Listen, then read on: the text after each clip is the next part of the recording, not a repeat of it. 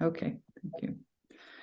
Yeah, so the plan for today is really a very light plan, which is just really to see each other and be together, have a light check-in with whatever time we have, and then just see where we are at the end of that. Oh, I am just so overcome, honestly. Yeah, it's just been wonderful. Even just hearing from people, a lot of people couldn't come, after scheduling this. I realized I learned that this was Thanksgiving weekend in the US. And so a lot of people are with family. The time zone didn't work for some people, the timing, like Bob Stilger is in Japan. And I know it's late for Mayanne, but thank you for coming. And some people were maybes and they still might pop in. They were going to try and so on. But anyway, here we are. This is us. And yeah, and the inspiration, I think part of it started in August when Barbara, dear Barbara, was visiting Nova Scotia, and a few of us here said, well, let's just get together, the old ALIA gang, those of us who are here, and spend an afternoon at John's place. And so we did that. And it was just very poignant, I think. And just all the appreciation for those years and also the poignancy. Michael was not there with us, except the presence of his absence was there for sure. And Jerry Grinelli, who also passed recently. Yeah, so much love and also, some hard times. I mean, for me, it was just a huge part of my life for so long. And some of it was, a very steep learning curve, difficult, challenging. People would come for a week and then disappear for the rest of the year. So all kinds of things, but definitely a big part of my life. And just, yeah, I've missed you all. I think Nova Scotia has missed you all. So I don't know, maybe we could just spend a couple minutes and just be present, just really be present to this screen and these connections and get grounded in ourselves. And yeah. So let's do that just for a minute or two, and then we'll start with the check-in.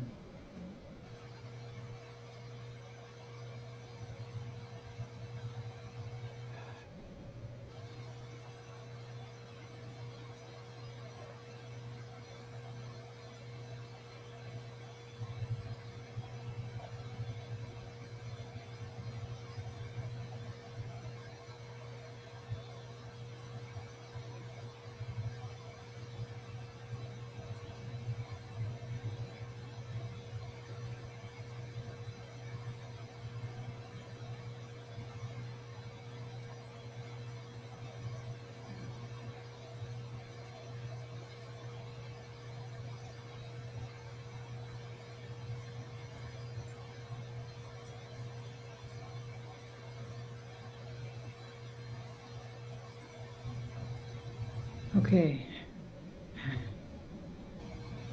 So we have, I don't know, about 45 minutes, say. We'll have a little closing at the end, this gesture of sending a prayer into the world. But between now and then, we could just go around and the question is just very simply, I'm not sure that everybody knows everybody else. So you could just say your name and where you are. And the question quite simply is, what are you grateful for now? And that might just give us a little window into where you are in your life and your work and your world. So I don't know. I'm not sure I want to start just because I'm still having trouble breathing. So if anybody would like to start, just go ahead and unmute and just look around, in terms of the time, be mindful of the time and make sure that there's just enough time for everyone. And if you feel like you're going to be ready for the next, to follow the person, then you can raise your hand or something, so we can just kind of move along and not have a big pause in between. So if is you're anybody... if you're not talking, it's a pretty good idea to just mute until it's your turn. So that way we don't get background noise. Thank you. So if anybody's ready to go, please just go ahead. Check in.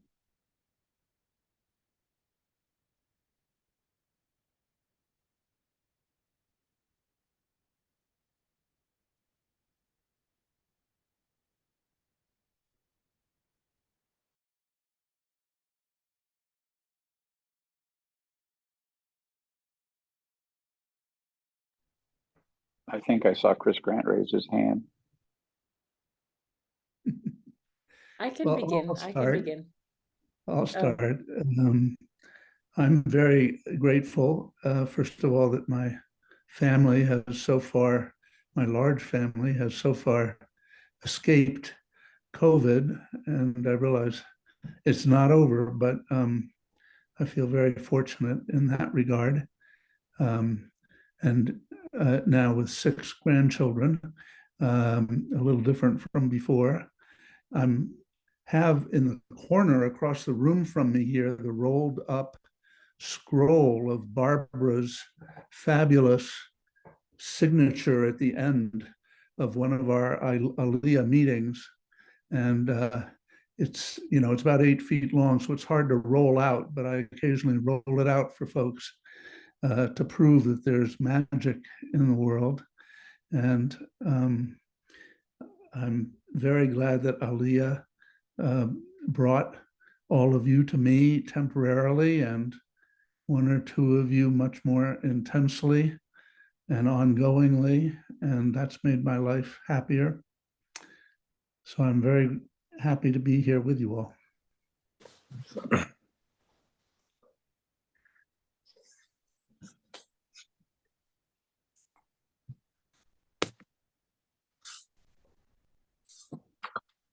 I'm happy to jump in. you. My name is Julia Creighton.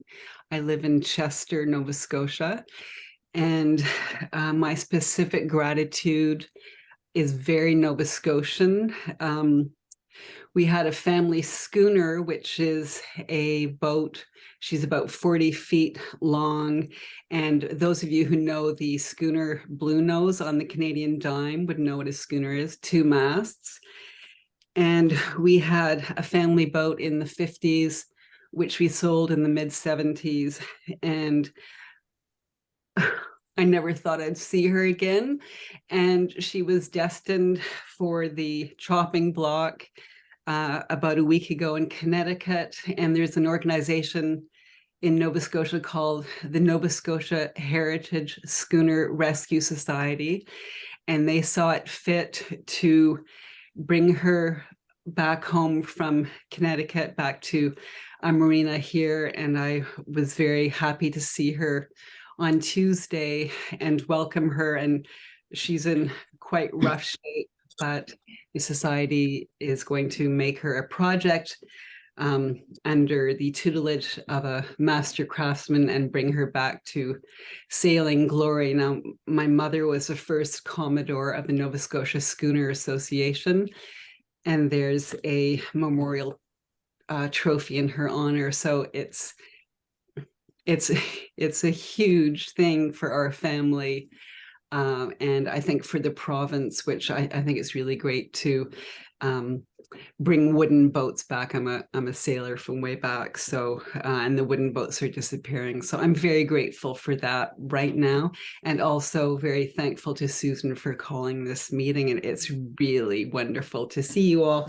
And I wanted to show you this, which Barbara Bash made for me back in September for my rabbit. So I saw Barbara recently at Denmaling and outside Tatamagouche. So this is in my office, Barbara. Thank you. Thanks, everyone.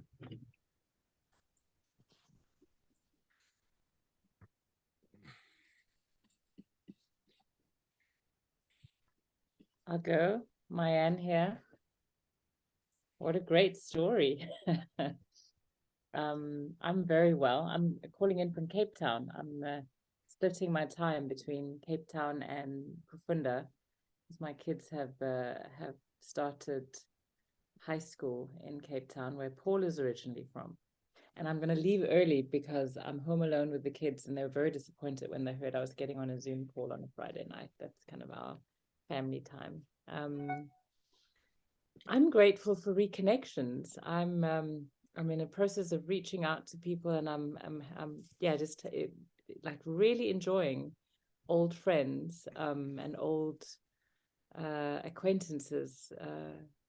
Like there's a weaving happening again as we're reaching out as Kufunda. And also next year, Kufunda turns 21. And so I think I'll share it with you, Susan, and you can share it with the others. With Talker, Recording in progress. With Talker, we're busy planning Harvest Festival, which is inspired by a desire to celebrate our 21st birthday, but is also, we're calling it, the tagline is a regathering of the tribes. And so that's happening in Denmark in June next year. And so we were just on a call 2 days ago, and suddenly I see here I'm sitting with a whole other part of the network that's weaving in, and I'm like, oh, it seems like it's time of regathering. So feeling deep gratitude. So good to see so many loved faces and beings here. So thank you, Susan.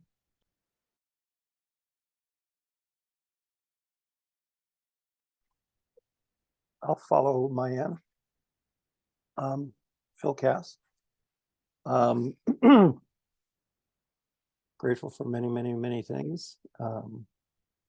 I too have a 10-year-old granddaughter who's the love of my life, and I spend as very much time with her as I possibly can. I was sharing with Susan and John Roy when I first got on. When this call's over with, I'm going to the airport to pick up Jim Marsden, who's coming into town as a University of Michigan graduate. He and I are going to the Ohio State-Michigan game tomorrow. I promised him that we would do that together. So I'm going to pick him up. ALIA continues all the way. Yeah, I guess, what I would want to share with you is 9 years ago, I founded a leadership academy for physicians in Columbus. And one of the requirements is that the physicians develop a meditation practice. And so it's a 10-month program. And so I was saying to folks that I'm fond of saying we have 165 meditating physicians in Columbus. And actually our follow-up data shows that about 80% of them continue with a practice after they graduate. So we're really excited about that. And they're all hosting conversations that matter, and they're all traveling to you. And so ALIA lives big time within our physician community here. And so speaking of grateful, it just doesn't get much better than that. I say to people, this academy came as an inspiration, built on a theory, and now we have 3 years of data. That's actually pretty stunning. We're publishing papers now on it. So it's been really pretty exciting. And many of you here to be thankful for the learning that I had and got from all of you. And thought a lot about you, Jim Gimian, during this last election with Tim Ryan, was working to pull it off, but we didn't succeed, but thought of you along the way. We were with him in Columbus, and then on election day, which was happy and sad, as you can imagine. But he was really stunning during all of that. So he was. I thought about Ohio a lot. Yeah, thought about you too. At any rate, good to be with you, and just both grateful and thank you for everything that I was able to receive and the gifts. One last thing, because Mayanne didn't say it. She's trying to raise funds and has a matching grant. And I love matching grants. So whatever people contribute, it's matched 50%. So I'm just throwing a plug in here for Mayanne's efforts. That's me. Thank you, Phil. Thank you, I'll Phil try to and follow. John, who've already contributed to our matching grant very, very generously. And yeah, I think I'm grateful. I'm just going to add, Susan, sorry. I think I'm grateful for learning to ask for help and learning that I don't have to do it all alone. And gosh, I feel touched as I say that. I have a sense, I look and I see all these strong women on the screen, and I feel like there's a deep unlearning happening around an idea that I've carried since I think since the beginning of having to carry the world on my shoulders. So big shift going on right now.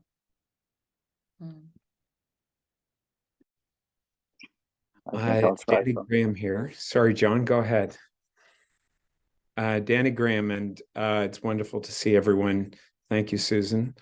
Sorry, Chris, I saw your hand up as well. My apologies. I'm calling to you and I'm intervening in part because unfortunately I have to leave early at the bottom of the hour shortly, but it's wonderful to see everyone. Susan and John, thanks so much for bringing us together again. I'm coming from Halifax, Chibuktu in Mi'kmaq, Nova Scotia, and those are words that I probably wouldn't have introduced myself with when we had ALIA. So I'm grateful for aspects of what has happened over time to bring our attention to issues that include the ways in which we need to be imbued in all of the traditions of the land that we are on, in this case, the land of the Mi'kmaq. I'm with a small nonprofit called Engage Nova Scotia. And as some of you know, and in particular Susan and John would know, the roots of this organization go all the way back to ALIA and the founding of Envision Halifax, which also rooted Engage Nova Scotia. And so much gratitude that I feel for all of this. It feels like I sometimes think of the metaphor of my life as being part of a tree, and I'd never have imagined that I'd be on the spindle of the edge of the branch that I'm on, somewhere on the tree that I'm on. But when I look back with gratitude for all the forks that brought me to this place, perhaps the most significant gratitude I had is for my association with ALIA and Shambhala, and a breakfast meeting that I had with Michael, probably, I'm not sure how many years ago. I think it was 20 years ago, where he introduced me to all the things that changed my life course, and it continues to. So lots of folks who are part of our ongoing network here in Nova Scotia, where we're trying to change the way that we improve the quality of life for everyone. And it wouldn't have happened if it wasn't for this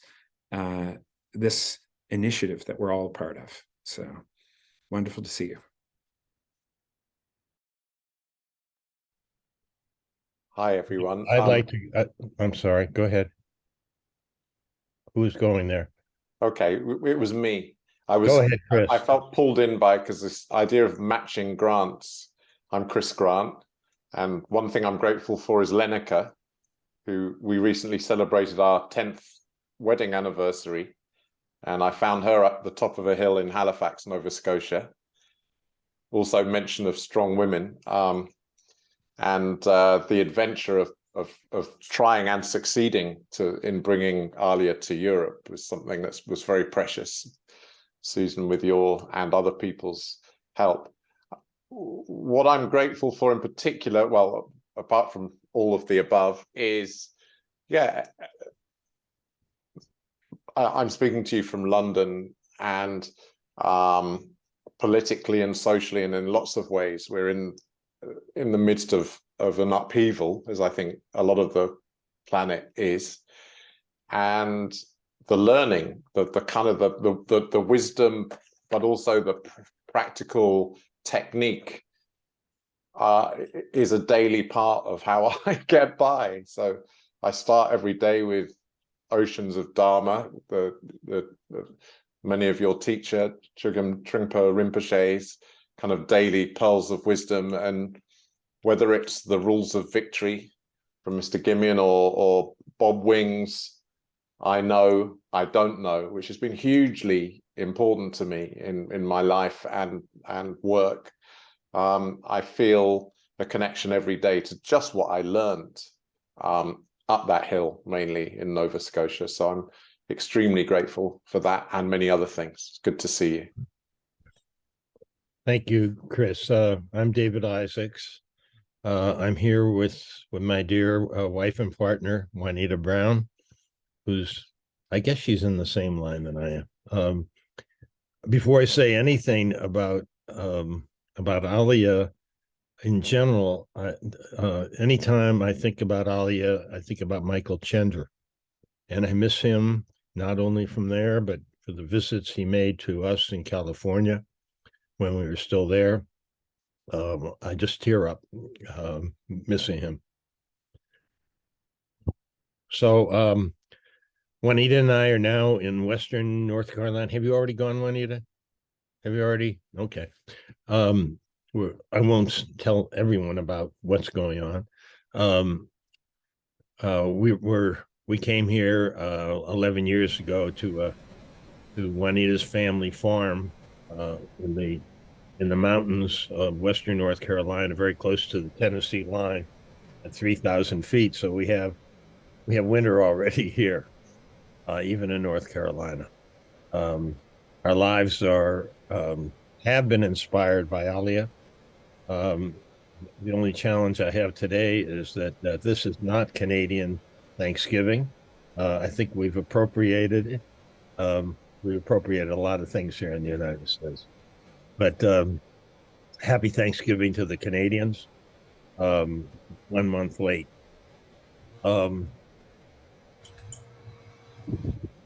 Juanita and I are still with the World Cafe as emeritus. We're no longer on the board, but we're honored to continue to participate in learning how conversations can add value to life and work, and to design conversations in a way that not only individual wisdom can emerge, but collaborative can as well. So I'm very happy to be here with you all. Actually, we say Yuns up here in the mountains. Thank you, Susan, for putting this together, and John. And I'll say adios for the while.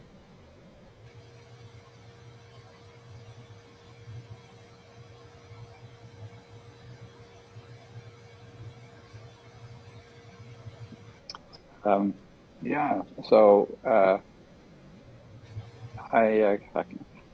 verklempt, as they say, and what I'm about to sort of share, I don't want anyone to feel excluded. I'm just going randomly with what shows up for me. Here I am sitting looking at Mayan, for example, and there isn't a day that goes by in my life where I don't feel an aspect of some of you and the lessons that you taught me.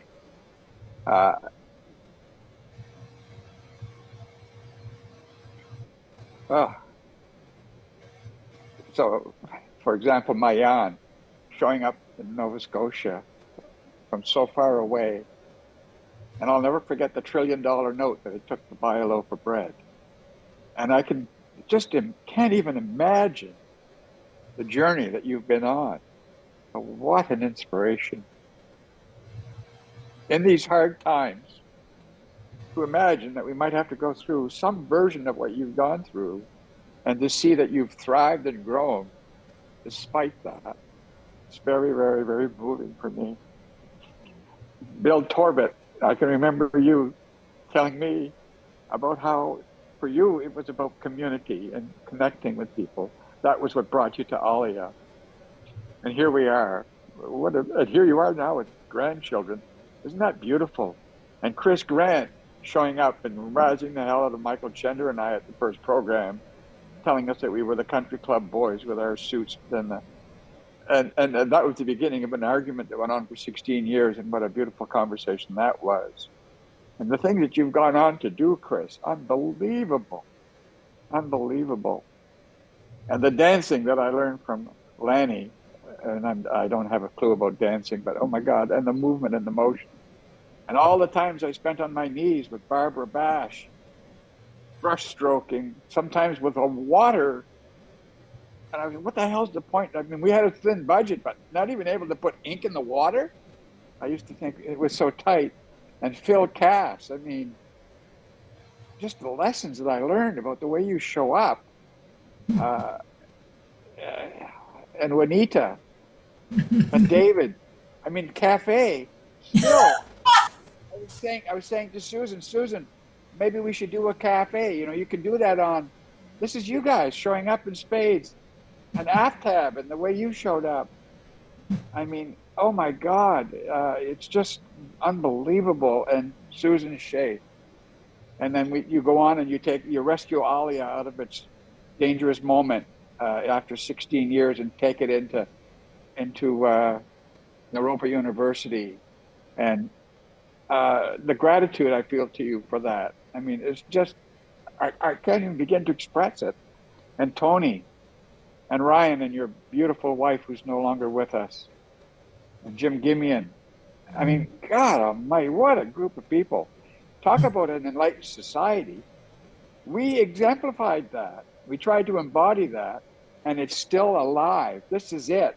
We are it, and it makes a difference. This kind of energy, which we can send out at the end of this session into the world, it really does make a difference, and it can shift the consciousness. So that's my little check-in. John, that was so inspiring. Thank you. Oh my gosh, I just love your energy and how much gratitude you have for all of us. And I feel the same for you and for everyone on this call. ALIA was life-changing for me and continues to be every day. I am always thinking about authentic leadership in one way or another. And taking it into Naropa, you know, just helped kind of deepen it in a certain way. I know it was very different than what ALIA was, but, you know, it had its own life and its own beauty. And we have so many people out in the world that are carrying all of this energy and excitement and continuing on. So I feel gratitude every day for the ripple effect of the work that we're all doing. And I know we're all doing it in many different ways. And that's the beauty of it. So I'm so happy to reconnect with you after, 10 years? I mean, some of you I've been in touch with in between, but this is just such a delightful reunion. Thank you. By the way, I'm living in Colorado, as I always have, near Boulder. Good to see you. I don't know if Danny Graham is still on the call, but I wanted to mention to Danny how inspiring it was when he showed up. He lost his wife, he lost his mother in the same year. And Danny, you were just the epitome of authenticity. It was just absolutely beautiful that you shared your life with us that way. So I'll follow you, Susan. I have followed you on a variety of things over these many years, for which I am grateful. And to you also, Susan, the other Susan, Lorraine, for bringing us together. As others were speaking, I was thinking of our own life and my own as it connects to this. I feel like I have always lived in some kind of dynamic tension between intimacy and scale. And the World Cafe has been an embodiment of that, you know, between the smallness of this and the huge groups that it can accommodate, all of that. And now, rather than being like doing huge, large-scale, 100,000 people organization, large-scale change projects, I'm living in a town of 1,800 people on a 90-acre farm in southern Appalachia in the U.S. South that is an embodiment of every division that one could imagine in our society. And so among the many things that I have taken from ALIA is a question of how do we bridge these divides in an authentic way? And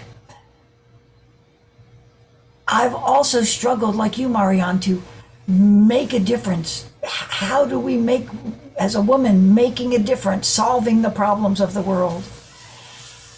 And through living in this intimate community, in this intimate setting, I feel like I'm finally coming to a sense of faith or spirituality as love in action, or kindness, or bridging divides through kindness, or something in that territory.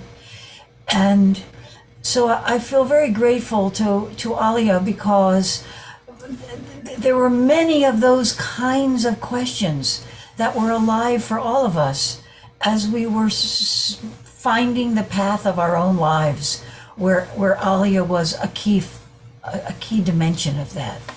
And so I feel grateful that's why no matter what, I wanted to be here, because and Phil and so many others have had an influence on my life and my thinking over these days and years, that I just wanted to be able to see your faces and reconnect to that part of myself that was also so alive during those years at ALIA. So thank you so much. Thank you, Anita. I'll follow that. And thank you, John and Susan and everyone who's here for showing up and for having shown up in my life 2 decades ago. So I am eternally grateful for ALIA having existed, and earlier the Shambhala conference, which was where I first came to note how I was living in my mind only.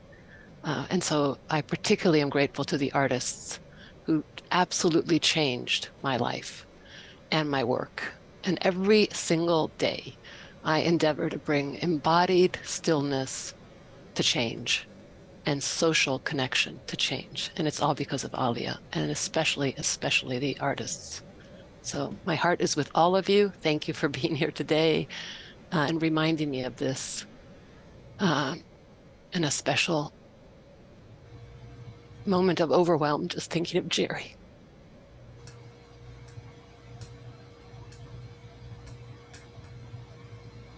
I mute myself.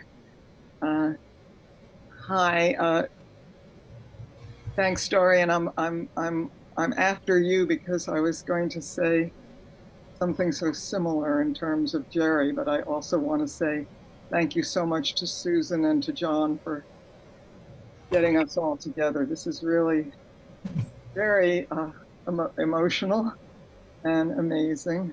Just really loving seeing all of your faces and hearing from you.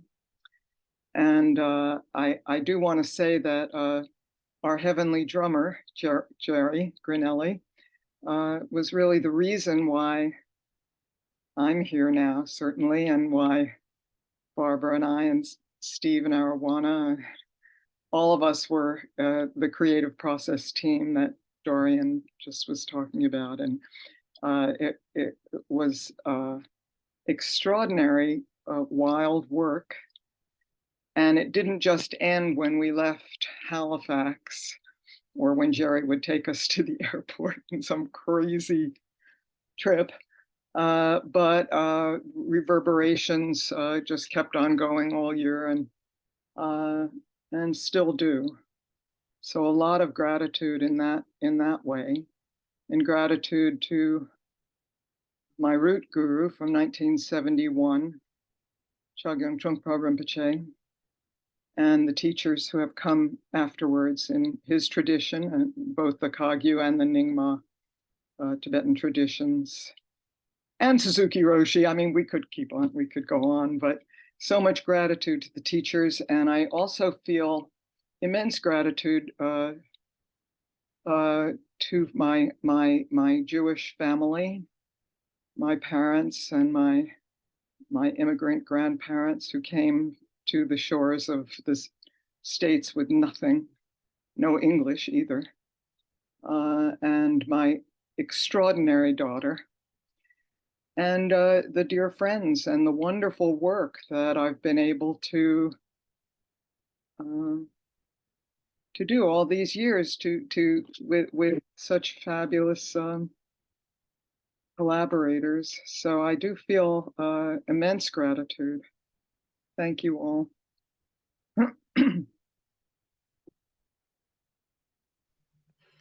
I think maybe it's my turn. It's Aftab here. I'm joining you from Vancouver, Canada. I'm actually working for the city of Vancouver right now as the chief equity officer for like the third biggest city in Canada. And I'm talking with Erwana next week about the role of social presence in theater in racial justice conversation. So it feels very connected, the pieces that I picked up here. I'm feeling just coming into this room, I'm just remembering a faculty meeting right before ALIA in, I think, 2010, when those of you who were in the room started giving me advice about whether or not I should get married. And I just like remember it as this hilarious conversation. Like I remember Wendy Palmer saying, all my relationships were okay before I got married. Like, do not do it. And then I think Wendy Morrison, I think this is your story of like you got getting married because you found the right dress at a secondhand store or something like that. So like I saw the dress, then I knew it. Like you need to look for a sign. And then I remember Barbara, you're saying, well, a first marriage is like the first pancake. Like they always stick, and then you gotta make more to work. And so every Saturday when I make pancakes, I think of that story. Like I have just like a little chuckle about that story.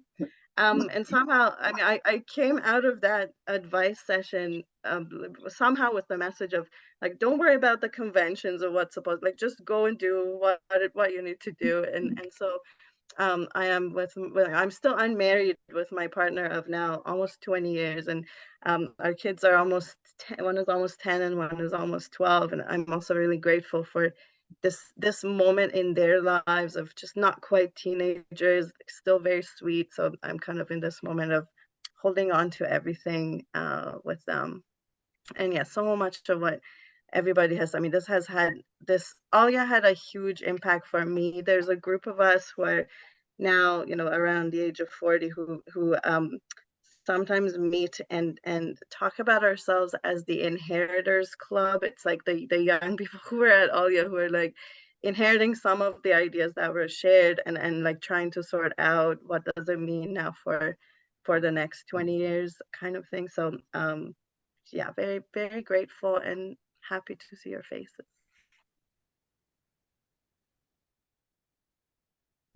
Thank you. I'm grateful to be hosted. Been actually a very long time. I've been in a very different world. Just completely isolated from all my Shambhala connections for the last 3-4 years, all my ALIA connections for longer than that, it feels like. And yeah, so I'm really grateful for this moment, and looking back, I'm hugely grateful that I got to spend like 8 years in full-time work in this culture and getting to see, come together with all of you and everyone once, twice, 3 times a year. And like, that's like my late 20s and early 30s was that. And that is amazing. And it's like, it feels like a while ago now. But looking back, so I can look back on a few chapters, and that chapter was just this like mind-blowing opportunity, and that I've grown from. And I made a good decision, got a bit lucky with real estate, took a risk and ended up with a few tens of thousands of dollars earlier this year, and dropped everything. I've been selling owner-operated businesses in Nova Scotia for 3 years, and I just like launched out of that, still sort of doing that, and just said, I'm going after my passion, the thing I've been trying to do for 20 years. And it's happening. It's almost come together. In January, I'll be raising somewhere up to $1 million, launching within a year probably, and yeah, definitely be drawing on all the wisdom and maybe the relationships again, because that has felt very isolated in many ways, and it's so wonderful to just see you all and be in the spiritual space with you. Thank you. And thank you for calling this, Susan and John and anyone else. I really, really appreciate it. I'll go next. Thanks, Ryan. I just feel like ALIA put me on a very alive path. And when you were talking, I remembered actually in Ohio, leaving Lanny at the little apartment where we were staying or something and walking to the big brush session in the morning. And I felt like I was walking to my execution. That's how I experienced it. It was like I was terrified. And I got there and there had been a miscommunication about the ink. And the amount that I'd asked for, only half of it had been ordered. And it was 8 o'clock in the morning. There was nothing to do. So John, you got the bucket that was water because we didn't get all the ink in all the buckets. And I thought, God, whoever got that one that was just water just got that amazingly empty experience of it, So I just love it that that's your memory of it. Most of the time we did have ink in the buckets. So just the fact that that practice came out of this time is sort of it's like it gave me some true path, or the true path emerged in that time. And Bill, the fact that you've got that one of those big strokes, I just realized that's the trembling, wonderful thing that just happened each time there and continues to happen. I'm continued to ask to do that at times. So even writing out for Julia that the name of her rabbit in a big brush stroke. So at other times, so it's just some gratitude for that trembling, scary, alive practice that we're part of, like seeding in me. So I'm feeling just settled and connected being with you all, saying that. Thank you, Susan.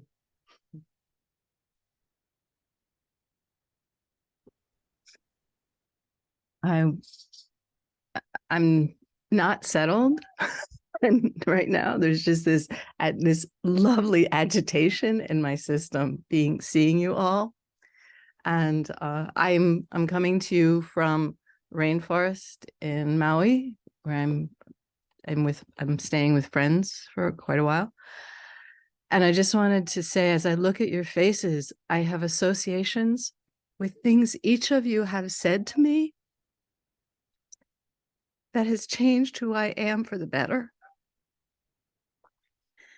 Collectively and individually, you taught me how to hold space.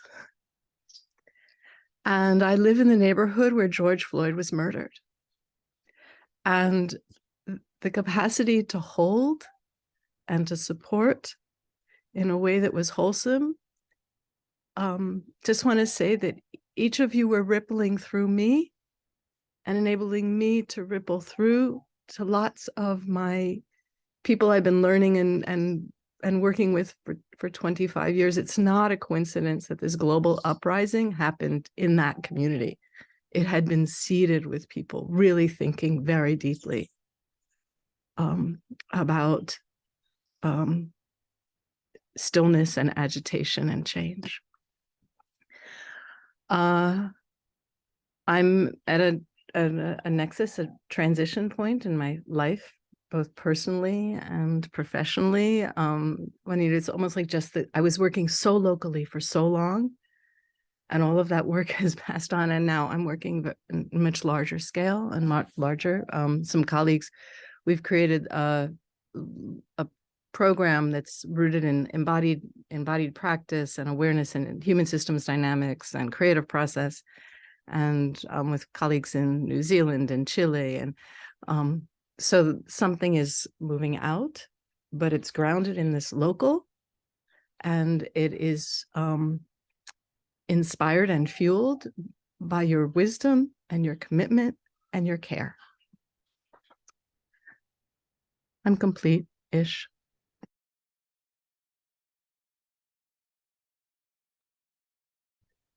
I'll share. Gordon, my feet are touching down in Halifax, Timbuktu, unceded Mi'kmaq territory, and I want to thank Susan and John for this invitation. And you know, what strikes me is the constellation of just connection to beautiful, wise, creative people. And one of the greatest gifts I receive to this day is when I receive permission to suggest to somebody that they may look at some of this work to help them. And when they do, they say, how did you learn this? How did you know about this? Where was this hidden? And I think it wasn't hidden at ALIA. It wasn't hidden at all. And I feel a responsibility to continue to make suggestions for people to explore this work for themselves and the communities that I'm connected to that benefit from this each day. And I carry it with me, and I really see a beautiful constellation, and there's constellations behind that constellation, and I feel good. Thank you.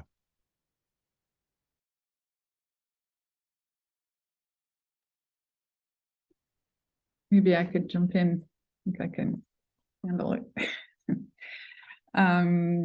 Yeah, what's coming up for me is this memory of the first year of Shambhala Institute.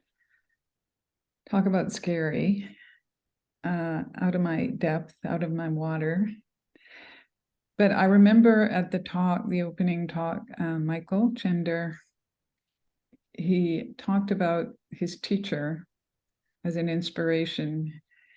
And he said it was as if we were ants riding on the back of an elephant through the jungle. And then the elephant died, dropped away, and we're still ants marching down the trail. And I feel a bit like that now, still kind of carrying some, I don't know, the energy of ALIA, the memories of all of the wisdom and the patience and beauty that I was gifted during that time. And I started a project called How We Thrive a few years ago, which is kind of like dropping off the elephant in a way, because it's just very much about kind of really landing in this place. ALIA felt like it was so global and connected that way. And it feels like it's time for me anyway to just really get landed where I live, and to also, I don't know, learn from the land and from the first people of the land and see how that mixes with what I still carry from ALIA. And so, for example, Barbara was at our first Thrive gathering doing her brushwork, and the second one, right, Barbara? Yeah. And I think, yeah. So anyway, there's been echoes still continuing in Nova Scotia. And yeah, it just struck me recently that ALIA is like an ancestor in this work. And part of what we're doing at Thrive is some decolonizing work. And I realized that it's a colonial habit in a way to always keep, looking forward and not looking back, and not appreciating the lineages and ancestors. And so that was why I wanted to call this in a way to honor and appreciate and recognize that this has been an ancestor for me and many people. And it takes some effort to keep it alive, and and just acknowledge and express gratitude. So thank you for joining today. I know we're not finished, but I just wanted to express my own personal gratitude for coming together for this. Really appreciate it.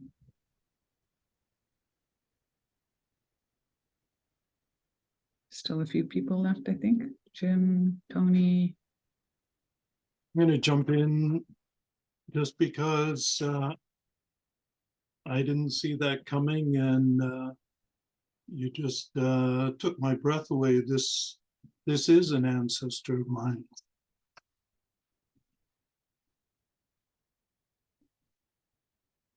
This I had the same experience of richness that I think I share with everybody here who had any connection with ALIA. And a lot of those experiences are connected to faces I can see on the screen now.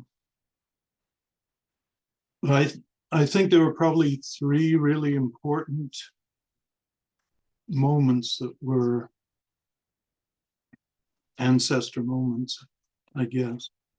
One was meeting Michael Chender, and his invitation to the first beating heart of ALIA, and how that grew amazingly. And for me, it was like opening a portal that was really life-changing. And I'm grateful to that many of the people here are part of what was in that portal, its dimension. And the second one was another life-changing one, where someone I didn't know came up to me at one of the ALIA sessions, or between one of the sessions, and gave me this book. And it was a book by Bill McDonough. I don't know if anyone knows Bill McDonough, on circular economy. And that changed my view of the world, my work, my life, my understanding of the world, and opened up another huge portal into another dimension. And then towards the end of ALIA, kind of the drawing to a close of Halifax ALIA was brought me together with Susan, and which was another portal opening. So yeah, thank you for those words. This is an ancestor of mine. Thank you for being part of my ancestor. Jim, So I yeah, think that might be it. Yeah. Yeah, I hope people can stay a few extra minutes. They don't have to, as far as I'm concerned. But I'll just say briefly that I had to laugh when Danny said that he was grateful for all the forks that have brought him here. And continuing in the food theme, I'm not sure if it's a sandwich or a stew that I'm grateful for, but Michael Chender was one of my dearest male friends. And obviously, he's everybody's dearest friend here in love, and all of our other friends in ALIA who aren't present now. And I'm grateful for Jerry Grinelli, who was one of my dearest male friends. And I am grateful for the fact that they were dear friends and that they were so much a part of everybody's world in this group. So ALIA is the other part of that stew or sandwich that I'm very grateful, because I see the kind of spark of inspiration that I love so much of them being present in the world all the time through everybody here and the ones who aren't here. I've had a lot of opportunities in the last 12 years to travel and to talk to people in this media project I was involved with. And whenever I said I was from Nova Scotia, inevitably someone would say, "Oh, I was there for ALIA," and would say exactly what everyone here said, how important it was in their life, how it changed their life. So that comes alive now, being present here, and I'm very grateful for that. Good to see everyone. The only thing I'm missing is, didn't we used to start and end these things with a bow? Did I miss that at the beginning? That was my recollection anyway. Well, Thank you, everyone. And we are at time, but if you can, I'd love it if we could just take a few moments just to sit with all of this and in silence kind of gather it up, feel it, hold it, and offer it out into the world with our prayers for peace.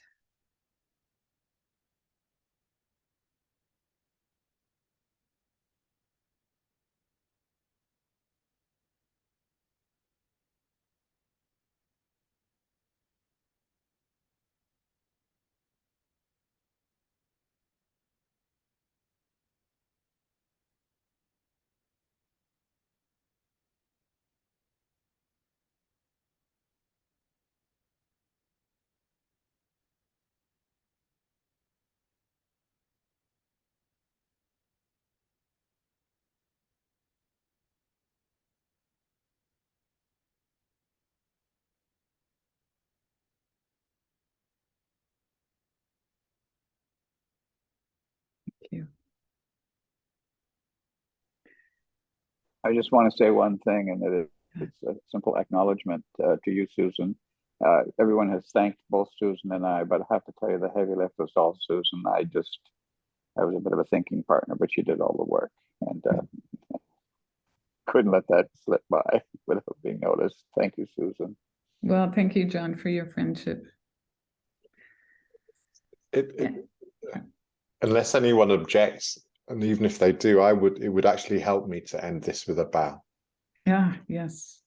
If that's okay. I just want to also ask if anybody is interested in doing this again, making this available maybe one more time, or going into a little more depth, or maybe other people who couldn't make it this time, I'd be happy to put out a call. Yeah, some nods. Okay, well, let's do a bow. Chris, do you want to lead it?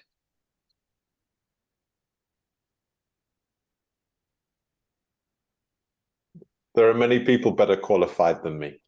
Jim, would you lead the bow, please?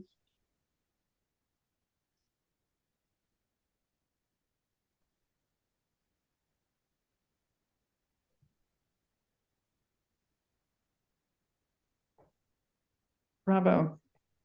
Thank you. Thank you so much. Thank you. Arrivederci tutti. Till soon. Bye. Love you Arrivederci. all. Bye-bye, everyone. Bye, everyone.